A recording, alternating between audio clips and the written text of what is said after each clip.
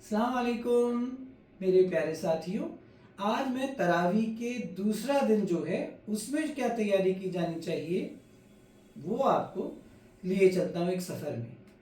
تو تراویح کا دوسرا دن یعنی دوسرا پارہ یہاں پہ سنایا جائے گا، اور اس دوسرے پارے میں کیا کہانیاں ہیں اس کے بارے میں آج میں آپ کو بتا رہا ہوں۔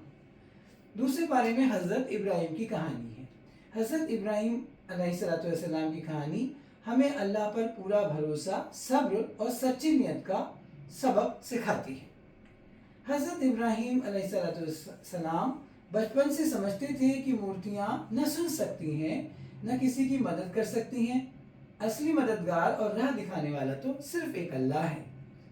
انہوں نے اپنے گھر والوں اور اپنی قوم کے سخت وروध کے باوجود سچ کا ساتھ نہیں چھوڑا۔ انہوں نے لوگوں سے صاف کہا کہ یہ بت صرف لکڑی اور پتھر کے بنے ہیں اور ان میں کوئی طاقت نہیں۔ اس بات پر لوگ ان سے ناراض ہو گئے اور انہیں تکلیف پہنچانے کی کوشش کرنے لگے، لیکن حضرت ابراہیم علیہ السلام نے ڈر کو اپنے دل میں کوئی جگہ نہیں دی۔ ان کا یقین مضبوط تھا اور انہیں پورا بھروسہ تھا کہ اللہ ان کے ساتھ کھڑا ہے۔ ان کی زندگی ہمیں سکھاتی ہے کہ ہم اگر ایمان میں مضبوطی رکھیں، پختگی رکھیں اور ہم سچائی کا راستہ چنیں تو بڑی سے بڑی مشکل بھی ہماری آسان ہو جاتی ہے۔ آج ہم دیکھیے چھوٹی چھوٹی باتوں پہ اتنا ڈگمگا جاتے ہیں اور ایمان اپنا چھوڑ دیتے ہیں، لوگوں کی باتوں میں آ جاتے ہیں۔ تو یہ بات حضرت ابراہیم میں نہیں تھی۔ انہیں پتا تھا کہ اللہ ان کی مدد کرنے کے لیے کھڑا ہے اور وہ اپنے ایمان میں بہت پکے تھے۔ تو یہ کہانی ہمیں یہ عمل سکھاتی ہے آج کے لیے کہ ہر کام شروع کرنے سے پہلے اللہ پر ہمیں ضرور بھروسہ رکھنا چاہیے۔ ہمیں اللہ کو کبھی نہیں بھولنا چاہیے۔ ہمارے سارے کام تو آسان بنانے والا وہی ہے۔ چھوٹی بات ہو یا بڑی، ہمیشہ سچ اور ایمانداری کا ہی ساتھ دینا چاہیے۔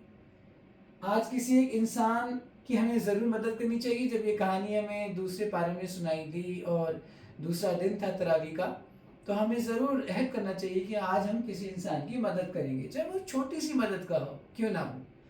ایک گلاس پانی پلانا بھی، روزہ افطار کرانا بھی جو ہے مدد ہے اس انسان کے لیے جس کے پاس پانی تک نہیں ہے۔ اب سوچنے کا سوال یہ اٹھتا ہے کہ کیا میں اپنے ہر کام میں اللہ پر بھروسہ ایمانداری رکھ رہا ہوں؟ بھئی آج ہم چھوٹا سا ایک بزنس ہی شروع کرتے ہیں، لیکن ہمارے دماغ میں یہ رہتا ہے کہ یار چلے گی یہ دکان یا نہیں چلے گی، کیا ہوگا اگر میں اتنا انویسٹمنٹ کروں گا تو یہ ڈوب جائے گی، یار میں تو کرتا ہی نہیں، کیا کروں، جاب نہیں مل رہی ہے، گھر پر بیٹھ جاؤں۔ اس طرح کے بے انتہا سوال ہمارے دماغ میں گھومتے رہتے ہیں اور ہمارا اللہ پہ بھروسہ نہیں ہوتا کہ یار ہمیں شروع تو کرنا چاہیے نا، اس کے بعد جو بھی ہوگا اللہ اس کا ذمہ دار ہے۔ اللہ ہم زندگی دی ہے، اس نے ہمارے قسمت کو لکھا ہے، اس نے ہمیں ایک علم دیا ہے، ہمیں انرجی توانائی دی ہے، وہ ضرور ہمیں آگے بڑھائے گا، پھر کس بات کی چنتا۔ تو یہ جو وشواس ہے، یہ جو پکا وشواس ہے، یہ اندر ہمارے ہونا چاہیے۔ اب دوسرے پارے کے لیے ہمیں کیا آڈیو ویژول ایڈ لینی چاہیے، یعنی اگر ہمارے پاس موبائل ہے یا ٹی وی اسکرین ہے یا کچھ بھی ہمارے پاس میں آڈیو ویژول ایڈ کا ہے تو ہمیں کیا پڑھنا چاہیے؟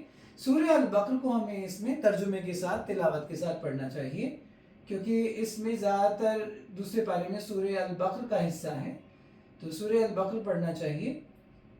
اور خاص طور پر صبر، قبلہ بدلنے اور اللہ پر بھروسہ کرنے والی آیتوں پر زور دے کے انہیں پڑھنا چاہیے اور انہیں سیکھنا چاہیے۔ تو یہ تھا دوسرے دن کے پارے کی تیاری اور دوسرے دن جو ہم تراویح میں سن رہے ہیں اس کے بارے میں بیان۔